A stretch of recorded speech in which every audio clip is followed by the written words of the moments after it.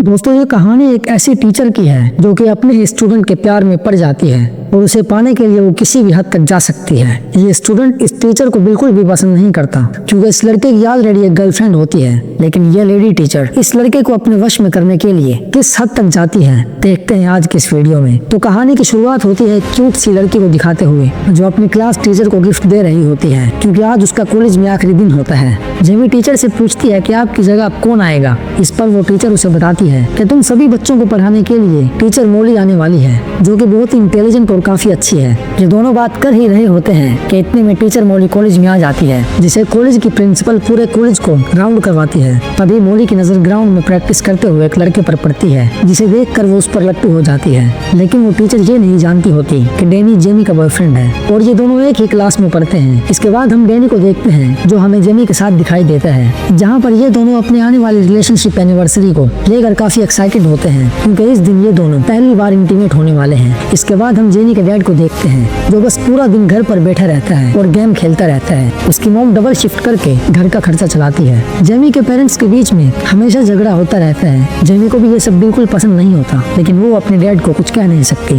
फिर अगले दिन क्लास में हम मोली को उसके बारे में सभी स्टूडेंट्स को बताते हुए देखते हैं और वो लगातार वहाँ पर डैनी को ही देखती रहती है। फिर क्लास खत्म होने के बाद वो एक्स्ट्रा क्लास लेने के लिए भी डैनी को कहती है क्योंकि डैनी उसे पढ़ाई में काफी कमजोर लगता है। इस पर डैनी भी उससे एक्स्ट्रा क्लास लेने पर मान जाता है। इसी दौरान मोली उसे अपने पास बिठा लेती है और कहती है कि अगर तुम अच्छे कॉलेज में एडमिशन चाहते हो तो तुम्हें कल से ही एक्स्ट्रा क्लास शुरू कर देनी होगी। असल में ये सब मोली का एक प्लान होता है और वो ये सब डैनी के करीब आने के लिए कर रही होती है, लेकिन डैनी उसे कल की क्लास लेने से मना कर देता है क्योंकि कल उसकी और जेमी की रिलेशनशिप एनिवर्सरी होती है। ये सब सुनकर मोली को बिल्कुल भी अच्छा नहीं लगता, लेकिन डैनी जब यहाँ से जाने लगता है तभी मोली उससे उसका फोन नंबर ले लेती है। अब घर आने के बाद भी मोली का पूरा ध्यान डैनी की तरफ ही होता है और अब वो सोचने लगती है कि कैसे जेमी को डैनी से दूर किया जाए और तभी उसके दिमाग में एक खुराफाती आइडिया आता है और अगले दिन वो जानबूझकर जेमी के असाइनमेंट में सी ग्रेड देती है जिसे देखकर जेमी को बहुत बुरा लगता है। अब क्लास खत्म होने के बाद जेमी मोली के पास आती है और उसे कहती है कि मैं एक मिडिल क्लास फैमिली से हूँ और मुझे अच्छी यूनिवर्सिटी में एडमिशन लेने के लिए अच्छे ग्रेड्स की जरूरत है ताकि मुझे अच्छी स्कॉलरशिप मिल सके। इस पर टीचर मोली उसे कहती है कि अगर तुम अच्छे ग्रेड्स लेना चाहती हो तो तुम इस असाइनमेंट को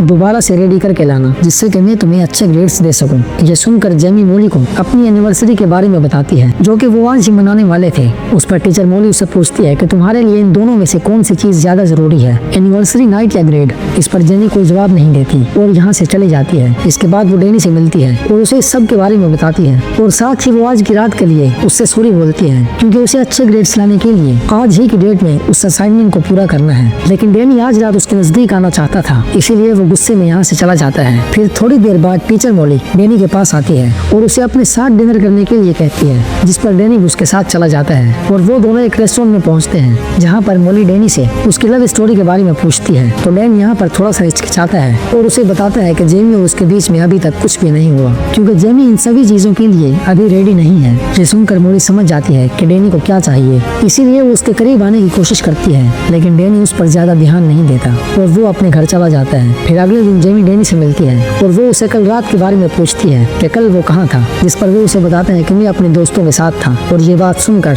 जेमी को बुरा लगता है क्योंकि उसके दोस्तों ने उसे पहले ही बता दिया था कि कल रात डैनी हमारे साथ नहीं था। इसके बाद हम उन दोनों को एक पार्टी में देखते हैं जहाँ जेमी की खूबसूरती देखकर डैनी अपने आप को कंट्रोल नहीं कर पाता और उसे एक रूम में ले जाता है जहाँ पर वो उसके करीब आने लगता है, पर जेमी उसे बीच में ही रोक देती है जिस वजह से डैनी का पूरा मूड खराब हो जाता है और वो वहाँ से चला जाता है। यहाँ दूसरी तरफ मोली अपनी कार को खुद ही खराब करके उसे ठीक करने के लिए डैनी को बुलाती है। डैनी यहाँ पर आकर उसकी कार को ठीक कर देता है, लेकिन कार को ठीक करने की वजह से डैनी के हाथ खराब हो जाते हैं जिस पर मोली उसे अपने घर ले जाती है और वो टॉवल से खुद उसके हाथ साफ करने लगती है और साथ ही वो उसके करीब आने की कोशिश करती है। डैनी भी इस बार अपने आप पर कंट्रोल नहीं कर पाता क्योंकि अब सारी हदें पार हो चुकी थी और अब ये दोनों अच्छी तरह से मजे करते हैं और फिजिकली इंटीमेट हो जाते हैं। फिर अगले दिन जेमी कॉलेज में जाती है तो मोली उसे एक बार फिर से सी ग्रेड देती है जिसे देखकर जेमी को कुछ समझ नहीं आता कि आखिरकार मोली उसके साथ ऐसा क्यों कर रही है। इस बार तो उसने असाइनमेंट भी बहुत अच्छे से रेडी किया था। फिर इसी दौरान जेमी की नजर एक खाली क्लासरूम पर पड़ती है जहाँ मोली और डैनी अकेले में बैठे होते हैं। ये देखने के बाद जेमी को डैनी पर शक होता है और वो क्लास खत्म होने के बाद उसका पीछा करती है और वो देखती है कि डैनी मोली के घर जा रहा है और जैसे ही वो उसके घर में एंटर करता है तो जेमी खिड़की की मदद से अंदर झांकने की कोशिश करती है जहाँ पर उसे दिखाई देता है कि जेमी और मोली एक दूसरे दूसरे को किस कर रहे होते हैं। अब यहाँ पर जेनी समझ जाती है कि डैनी उसे धोखा दे रहा है और इसीलिए वो रोते हुए वहाँ से जाने लगती है, लेकिन उसे जाते हुए डैनी देख लेता है और वो उसके पीछे जाने लगता है। हालांकि मोली उसे रोकने की कोशिश करती है, लेकिन वो उसकी एक नहीं सुनता और भागता हुआ उसके पीछे जाता है और उसे रोकता है और उससे माफी मांगने लगता है। तो उससे ये भी कहता है कि मैं वादा करता हूँ कि अगली बार ऐसा कुछ भी नहीं होगा। ये सुनकर जेमी भी उसे माफ कर देती है। अब इसके बाद रात में डैनी के पास मोली का मैसेज आता है, लेकिन वो उसका रिप्लाई नहीं करता। फिर अगले दिन कॉलेज में भी वो मोली को पूरी तरह से इग्नोर करता है। अब खुद को इग्नोर होता देखकर मोली काफी ज्यादा परेशान हो जाती है और वो समझ जाती है कि ये सब जेमी की वजह से ही हो रहा है। इसीलिए वो अच्छा बनने के लिए जेमी को आज ए ग्रेड दे देती है। इस पर जेमी उसे कहती है कि तुम ये मत समझो कि ए ग्रेड देने से मेरा बिहेवियर तुमसे ठीक हो जाएगा और मैं तुम्हें माफ कर दूंगी। और ये कहकर वो असाइनमेंट को डस्टबिन के डब्बे में फेंक कर वहाँ से चले जाती है। अब इसके बाद डैनी जेमी के पास आता है और वो उसे कहता है कि मोली मुझे काफी परेशान कर रही है, इसीलिए मैं आज उससे मिलकर उसके साथ अपने सभी रिश्तों को खत्म कर दूंगा। और इसके बाद वो मोली को मैसेज करता है और उसे एक लोकेशन पर बुलाता है। मोली को लगता है कि शायद वो अभी भी उससे प्यार करता है, इसीलिए वो बहुत सज धज कर और तैयार होकर उस लोकेशन पर पहुंच जाती है और वो यहाँ पर काफी खुश भी होती है। लेकिन उसकी खुशी उस वक्त उदासी में बदल जाती है जब डैनी उसे कहता है कि मैं सिर्फ जेमी से प्यार करता हूँ और तुम्हारे साथ इस रिश्ते को मैं नहीं रखना चाहता। यह सुनकर मोली बहुत ज्यादा अपसेट हो जाती है और वो डैनी को मनाने की कोशिश करती है, लेकिन वो उसकी एक बात नहीं सुनता और वहाँ से जाने लगता है। ये देखकर मोली को बहुत ज्यादा गुस्सा आता है और वो कार में बैठकर डैनी को अपनी कार से कुचल देती है। अब डैनी को मारने के बाद वो एक कपड़े में डैनी का खून भरकर जेमी की कार के बम्पर पर लगा देती है और साथ ही वो अपना फोन भी जेमी की कार में ही रख देती है ताकि सभी को ये लगे कि डैनी की मौत के पीछे मेरा नहीं बल्कि जेमी का हाथ है। इसके बाद वो मूवी देखने के लिए एक थिएटर में चली जाती है और मूवी के टिकट को वो अपने पास संभाल कर रख लेती है, जिससे वो पुलिस को ये दिखा सके कि जिस वक्त डैनी का एक्सीडेंट हुआ था उस वक्त तो वो थिएटर में मूवी एंजॉय कर रही थी।